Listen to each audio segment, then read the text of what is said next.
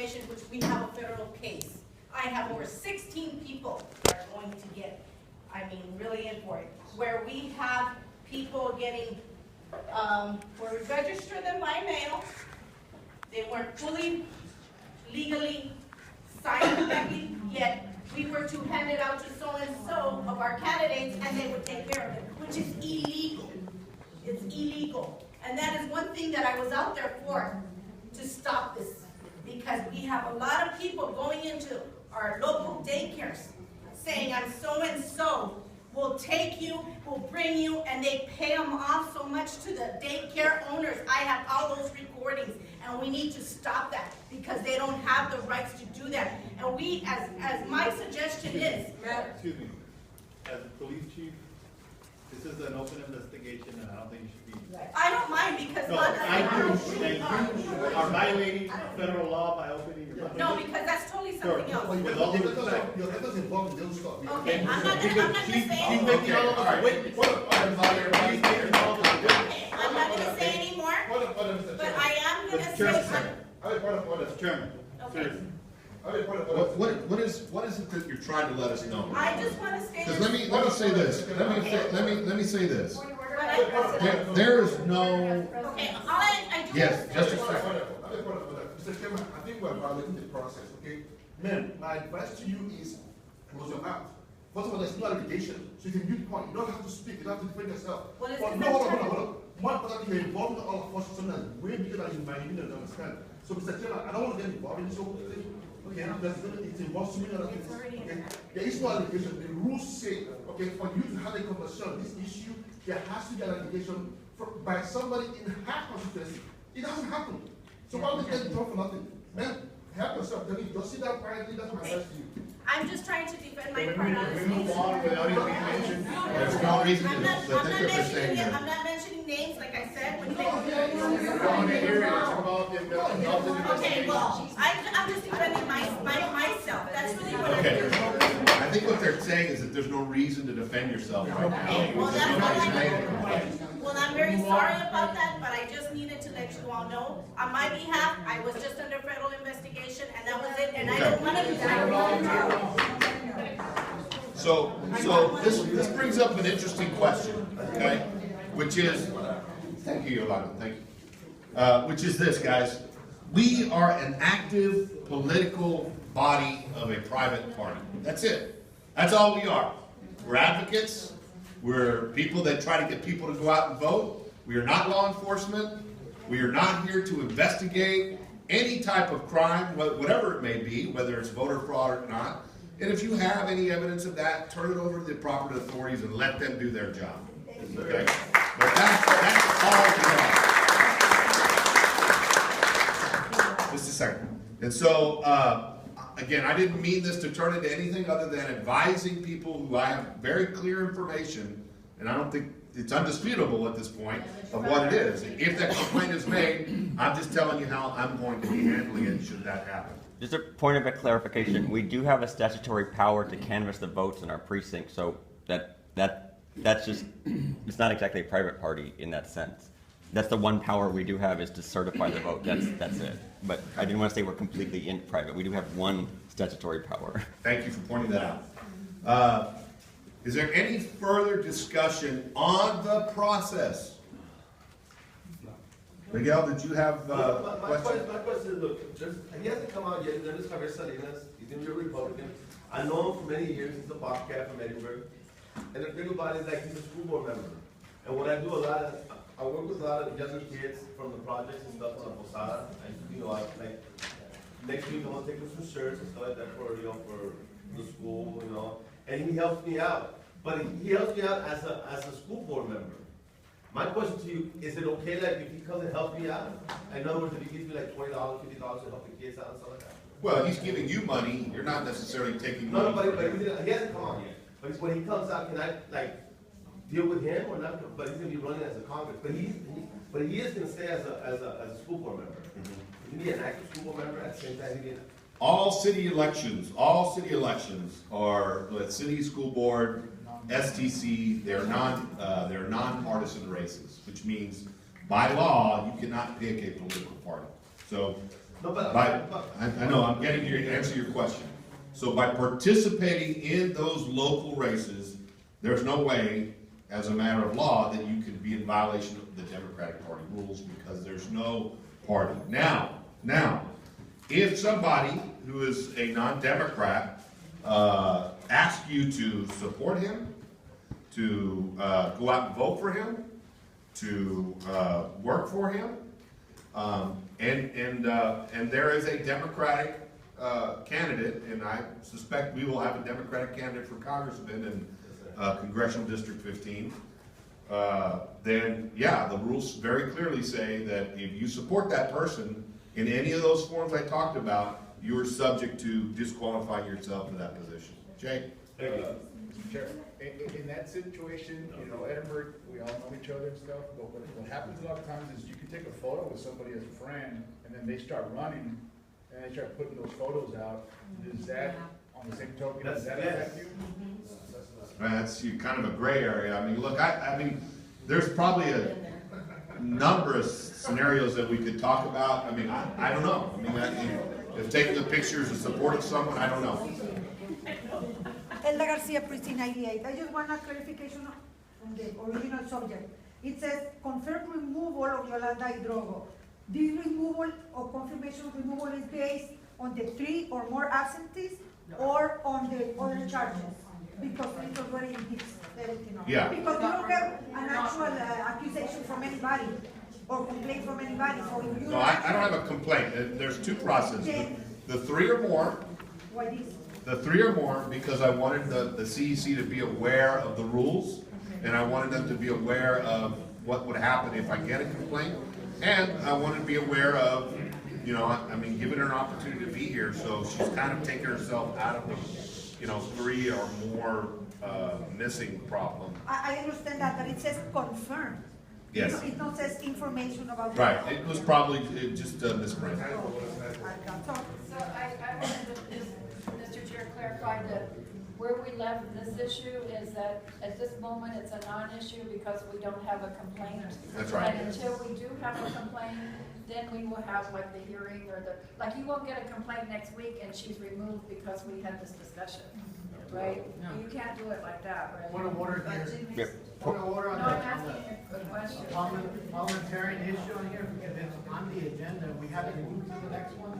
And the way it reads here, before we go to the next one, you've got to make a motion and second to take no action on this item, and then we can continue. So, point of clarification, no, don't do that. There's no complaint, so it's like. Move to table. No, I don't think it's a table, I think he's right. point of clarification, do we want, we can amend the agenda. Motion to take no action. Motion to take no action. Second.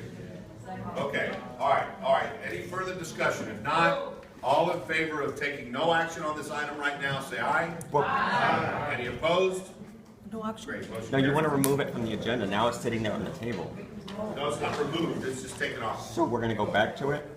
No, what I'm saying is, if I get a complaint, I'm gonna follow the process that the rules say. It'll be going next day. Which will not be. So it's going to sit there on the agenda? But it would be a complaint from her precinct. Exactly. One of us That's taking right. it. I know, and they have to have substance. To strike that item out of today's agenda. Yeah. I don't think it belongs there. When you say take no action, it doesn't mean that that item had no business on the agenda, first of all, we have no procedure. So my motion is to strike it completely off the agenda for today, so that, like, it never was there. It's just amending the agenda. Yeah, but it was there. I control the agenda. I control the agenda. And so if I made a mistake, I made a mistake, but there's no reason to strike something from the record. One of correction, Mr. Chairman, one of correction. The Roman rule of law says, yes, you put on the agenda, but we can amend the agenda. Go back to the rules. Okay, it's your prerogative to put on the agenda, but this body can amend the agenda that you present to it. Okay, so I'm saying to you, first of all, we violated the rules, guys. Okay, simple. Go back to the rules. The rules say, hold on. Patrick, you're wrong, we didn't violate any rules. The chair did not violate any rules. I have the floor, you're not the chair, I have the floor. You go back to the rules. The rules say specifically, for that one can issue, there has to be a complaint. So you can't jump the gun. That's what the rules say, black and white.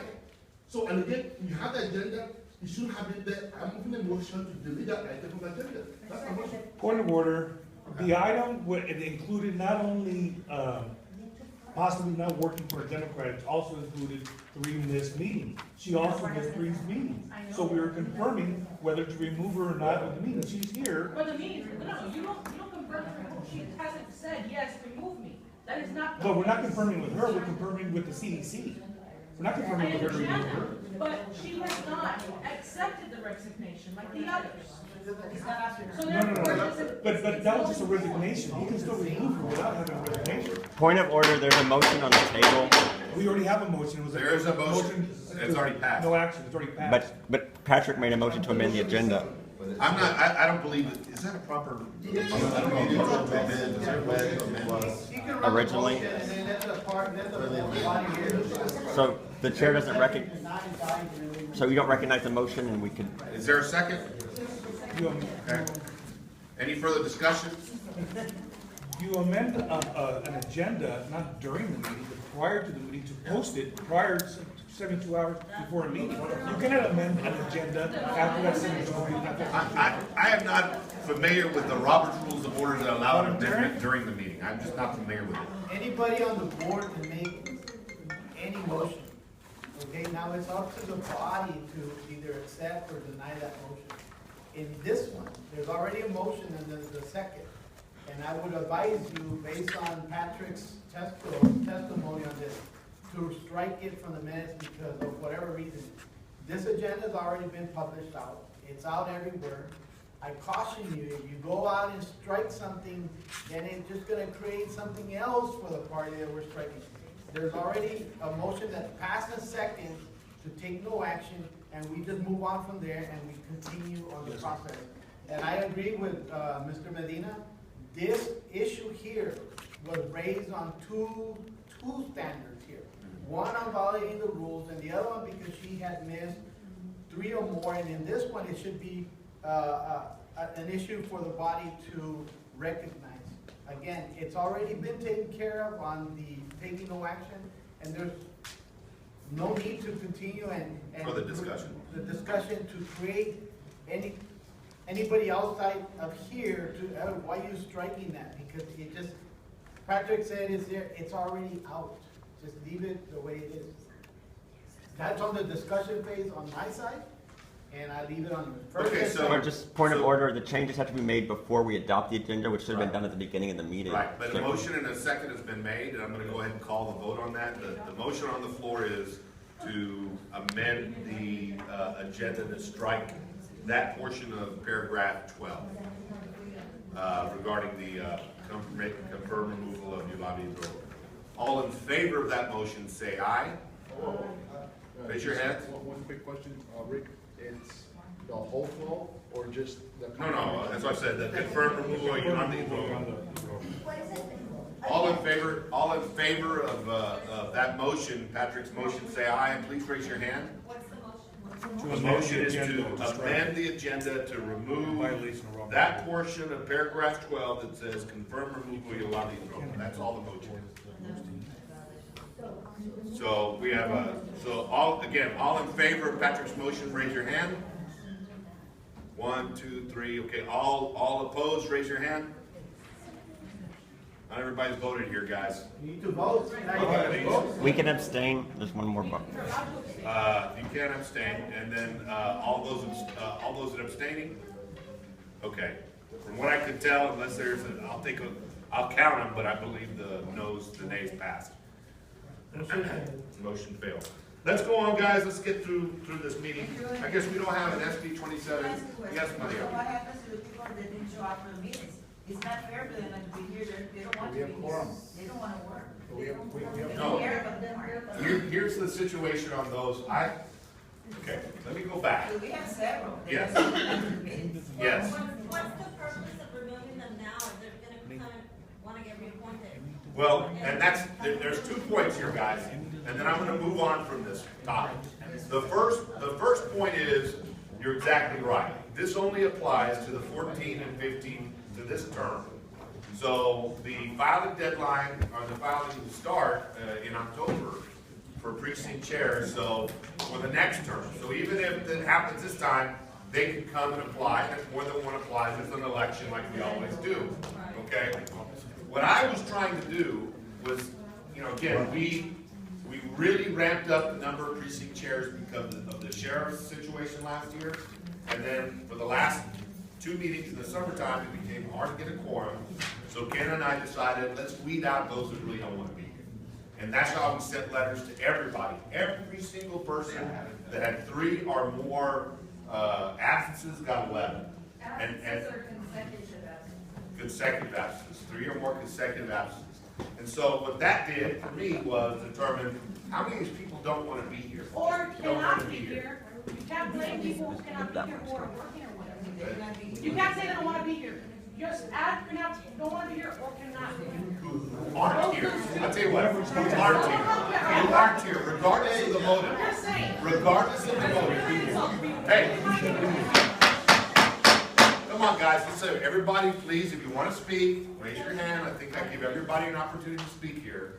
Okay, so let's do this orderly.